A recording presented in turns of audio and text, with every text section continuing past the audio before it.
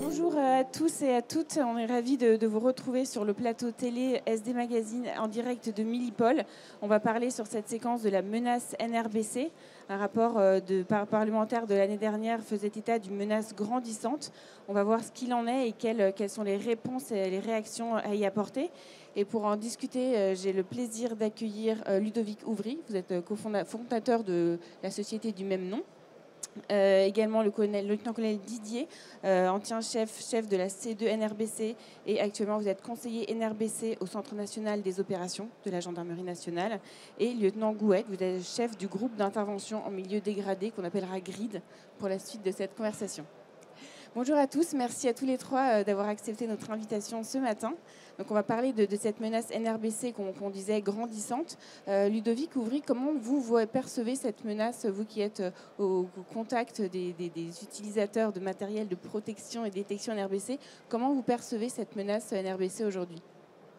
Écoutez, merci pour l'invitation. La menace, vous avez deux types principaux de menaces. Vous avez une menace sur les théâtres extérieurs, qu'on a vu avec les conflits en Libye, les conflits en Syrie et des conflits plus récents. Et vous avez une menace en même temps sur le territoire national qui intéresse tous les services de protection de l'État, donc qui nécessite une approche éminemment interministérielle.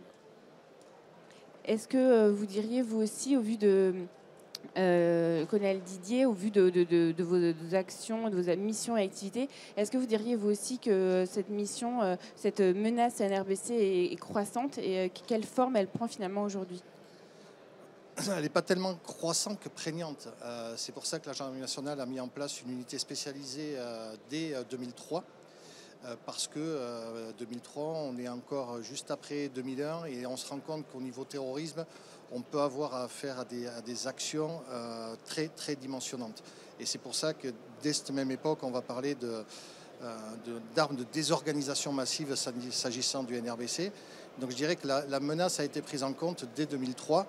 Menace, mais également la partie risque industriel, puisque tout ce qui va pouvoir être développé dans le cadre de la menace est aussi efficace dans le cadre du risque qui peut être rencontré notamment en OPEX, mais surtout sur le territoire national. Et je dirais qu'aujourd'hui, c'est tout un écosystème qui a été développé, notamment donc, par la gendarmerie, sur toutes nos actions ou sur toutes nos chaînes métiers, on va dire. Donc vous avez des développements et des potentialités qui ont été mises en œuvre sur toute la partie intervention spécialisée. Vous avez Arnaud qui pourra vous parler de toute la partie criminalistique. Vous avez toute une partie ordre public. Et bien entendu, je salue ici la présence de Ludovic.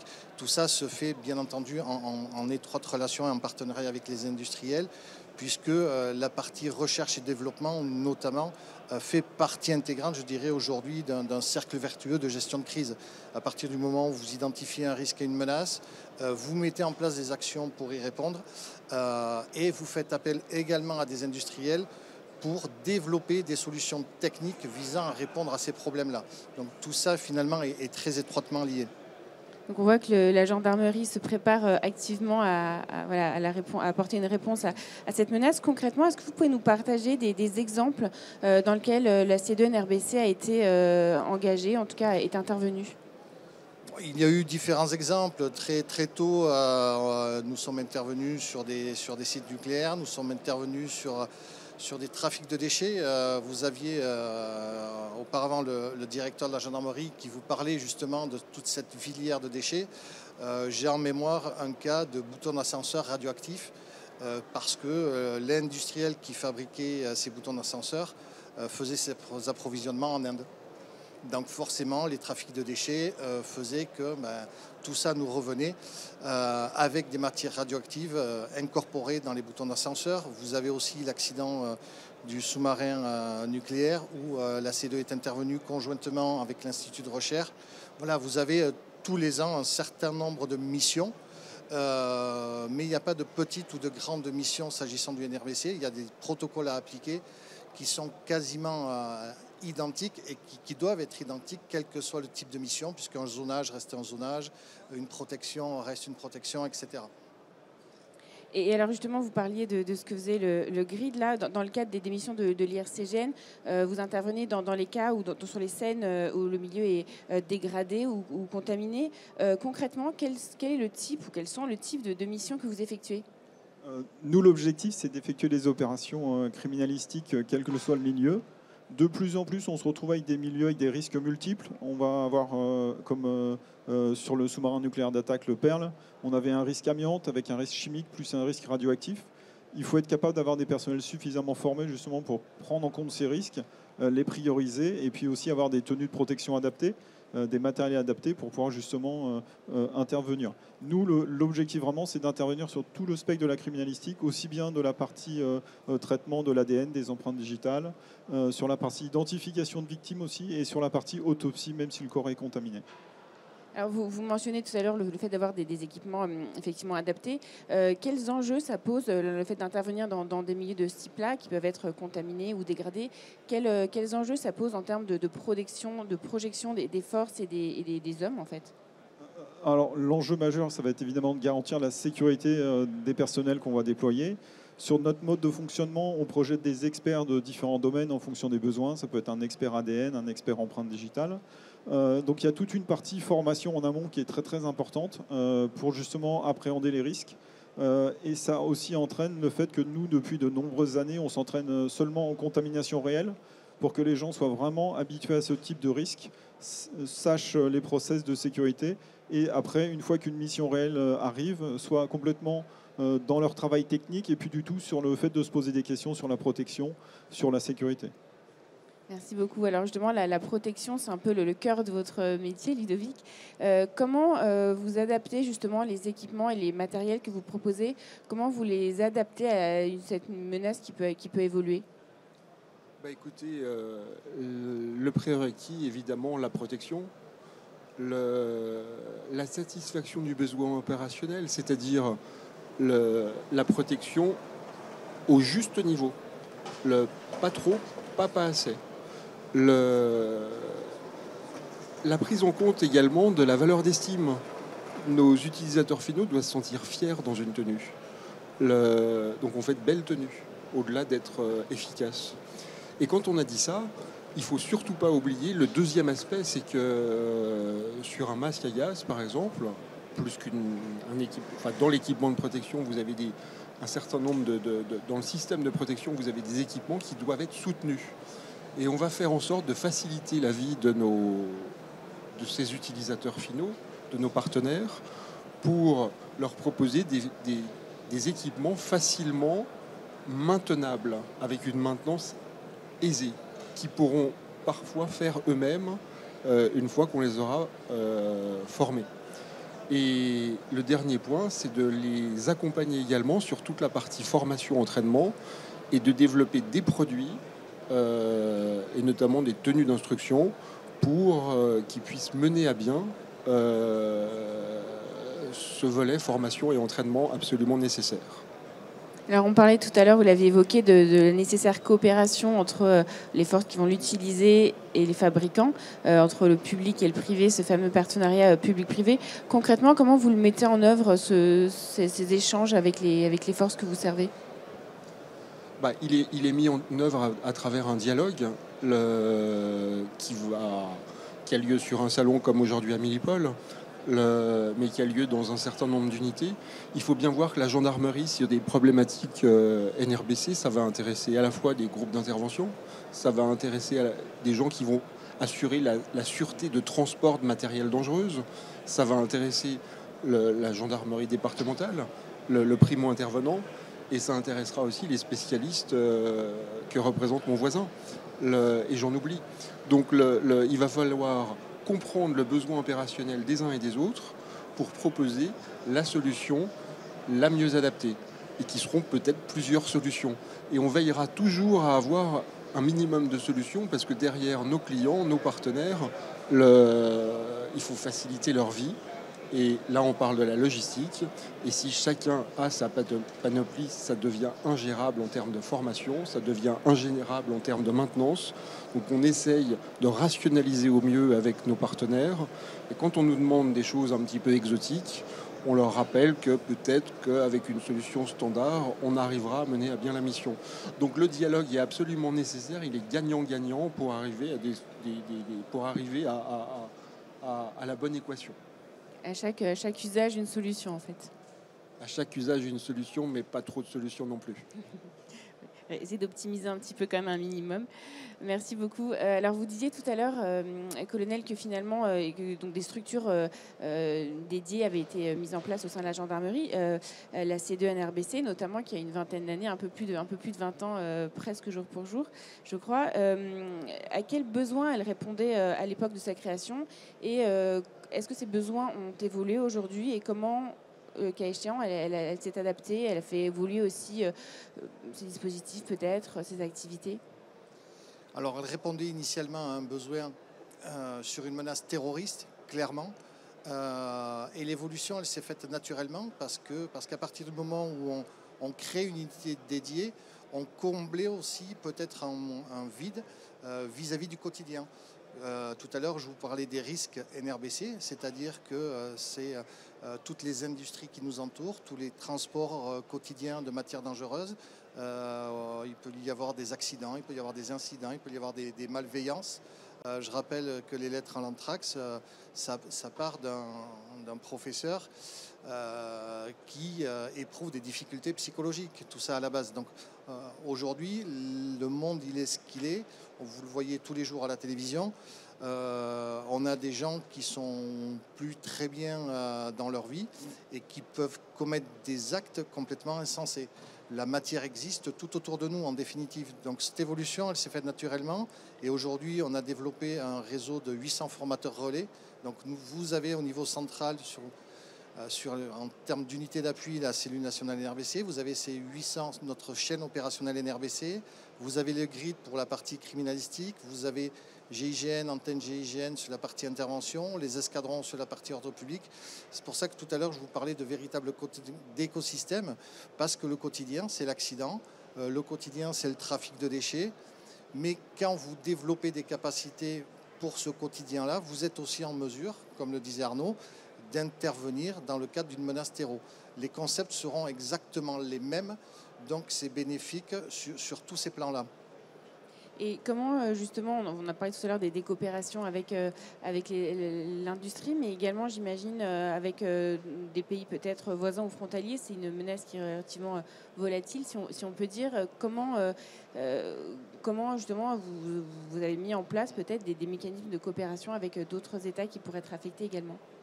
Alors, ce ne sont pas tant des coopérations étatiques que parfois personnelles. La particularité du NRBC, c'est que vous êtes dans une niche où les gens se connaissent depuis très, très, très longtemps. C'est pour ça qu'on se connaît depuis un certain nombre d'années. J'ai encore en mémoire des bocaux avec les petites graines dans le réfrigérateur de la C2NRBC sur les premières tenues ouvries.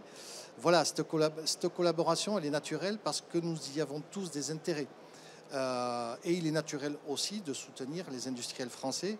Pour ce qui concerne l'international, là aussi, on cherche à voir ce qui se fait ailleurs, parce qu'il peut y avoir des bonnes pratiques. C'est pour ça que nous avons mis, nous, en place une collaboration avec un accord cadre qui a été signé avec l'ISEMI, qui est un institut slovaque de gestion de crise et qui court un certain nombre de projets européens NRBC.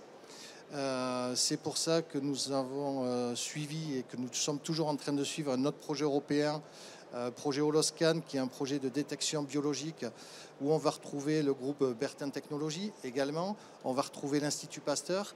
Donc voilà, l'idée c'est de soutenir, je dirais, l'industrie française, ce qui est tout à fait naturel, et de regarder justement ce qui peut se faire en termes de bonnes pratiques, non seulement, mais en termes aussi d'avancées technologiques, parce que là, sur le projet Holoscan, on est sur un vide technologique en matière de détection bio, qui associerait aussi de l'intelligence artificielle. Au bout du bout, on ne sait pas encore les performances de l'appareil, mais les premiers développements sont très encourageants. Et donc, ce partenariat, encore une fois, il est naturel parce qu'on a tous le même objectif. On voit bien que l'innovation technologique, en effet, sur un certain nombre d'équipements et de matériel aujourd'hui est essentielle. Et de votre côté, du côté de l'investigation criminelle, quels sont les moyens, capacités que vous développez, peut-être aussi les moyens humains, les équipes que vous avez? C'était pour répondre à la question. Au niveau technologique, le principe de fonctionnement, c'est que on déploie sur le terrain un laboratoire criminalistique pour faire toutes les analyses des indices contaminés. Donc l'objectif, c'est d'utiliser les matériels qu'utilisent les gens au laboratoire au quotidien, parce qu'ils connaissent ces matériels, ils savent s'en servir. Ça rationalise les coûts également. Après, sur d'autres parties, il y a des besoins des fois de développement. En effet, on a développé par exemple pour numériser des traces, donc des empreintes digitales, des capteurs. Et l'avantage, c'est qu'on va numériser ce genre d'indice, on va s'affranchir complètement de la contamination et on va pouvoir le transférer en base arrière au niveau du poste de commandement et après pouvoir le traiter de façon classique au niveau criminalistique. Et en termes d'humains, quelles sont les expertises, les compétences particulières que nécessite ce type de mission? Au niveau humain, au sein du laboratoire, il faut à peu près compter 5 années pour passer expert. Donc déjà, il y a un tronc commun sur son domaine criminalistique de formation. Après, il faut compter entre 1 et 2 années pour être formé sur les différents domaines du groupe d'investigation milieu dégradé, aussi bien sur la partie NRBC, sur la partie amiante, sur la partie travail en hauteur, sur la partie investigation aussi en haute montagne. Et après, tous ces éléments, ça permet d'avoir des gens qui vont pouvoir être injectés dans des exercices en contamination réelle. Et à partir de ce moment-là, on peut compter sur des gens vraiment efficaces sur le terrain. C'est une formation vraiment, vraiment bien spécifique. Et peut-être pour reboucler avec la question qu'on posait au début, quelles sont les évolutions de cette menace que vous pouvez voir dans les années à venir? Dans les années à venir, je dirais que les évolutions, on les a vues dans les toutes dernières années, notamment sur le théâtre irako-syrien. C'est-à-dire qu'aujourd'hui, les organisations terroristes, effectivement, sont actives dans le domaine NRBC, ont utilisé pour certaines, c'est en source ouverte, des agents NRBC et je dirais sont totalement désinhibés vis-à-vis de ça. Ce qui nous fait prendre cette menace au sérieux, même si depuis la nuit des temps, depuis l'Antiquité, on a utilisé des armes NRBC. Donc ça ne date pas d'aujourd'hui, mais aujourd'hui, la différence, elle est que les gens s'y intéressent réellement, ont de réelles capacités scientifiques pour certains aussi, et l'ont déjà fait. Donc à partir du moment où vous l'avez déjà fait, vous n'avez plus peur de le refaire. Est-ce que c'est un constat que vous partagez de vos points de vue différents? Oui, tout à fait. Après, ce qui est compliqué, c'est d'être capable d'évaluer quels vont être les besoins dans le futur. Donc justement, c'est pour ça qu'on a continué, nous, à essayer de se former sur d'autres thématiques particulières, entre autres l'amiante, où c'est vraiment une réglementation très spécifique qui rentre souvent en risque secondaire ou tertiaire sur une opération NRBC. Réglementairement, si vous n'avez pas été formé, vous ne pouvez pas intervenir sur ce milieu-là. Donc c'est vrai que c'est prendre des paris sur les formations et être capable de pouvoir répondre sur la partie, par exemple, également évolution milieu montagne et travail sur corde. Finalement, dans certains cas, sur des missions NRBC, on a eu besoin aussi d'accéder sur des sites pétrochimiques suite à des explosions, à des cratères, et on a dû le faire en travail sur corde. Donc finalement, les formations multiples sont nécessaires pour pouvoir conduire une mission complexe dans des environnements. Mais après, l'évolution de la menace est complexe parce qu'on peut avoir des éléments complètement inattendus. On a eu avec le Covid-19 ce genre d'éléments, un risque biologique qui survient. Il faut comprendre ce risque, prendre le temps d'avoir des contre-mesures et puis après s'adapter pour travailler au quotidien avec ce risque. Est-ce que je vous donne le mot de la fin sur cette question de l'évolution de la menace? Tout le monde a entendu parler des Novichok, ces nouveaux agents de la menace. Donc pour nous industriels, prendre en compte ces nouvelles menaces, vérifier que nos équipements actuels, nos systèmes de protection actuels permettent de protéger correctement. On le voit avec les Novichok, il n'y a pas vraiment d'impact sur ni la décontamination, alors un petit peu la décontamination, pas trop la protection, un petit peu quand même. Le vrai sujet, c'est les contre-mesures médicales. On n'a plus d'antidote. Donc ça, il va falloir que des industriels se planchent sur le sujet. Mais dans l'évolution de la menace, vous avez des nouveaux produits, mais vous avez aussi des nouveaux modes d'action. Et vous avez aussi des nouveaux scénarios. Et en nouveaux scénarios, on a parlé du Bataclan chimique, et le Bataclan chimique fait partie des nouveaux scénarios. Et donc nous, industriels, on doit prendre en compte l'ensemble du spectre nouveaux produits chimiques, on va dire nouveaux agents de la menace, nouveaux scénarios, nouveaux modes d'action, pour optimiser nos équipements et permettre aux utilisateurs finaux d'être le plus efficaces possible le jour J. Merci beaucoup. Donc une menace qui évolue constamment, comme beaucoup, et qui donc nécessite de la suivre de près pour s'adapter également en conséquence. Merci à tous les trois d'avoir été avec nous sur ce plateau ce matin et de nous avoir partagé vos réflexions sur ce sujet. Merci beaucoup.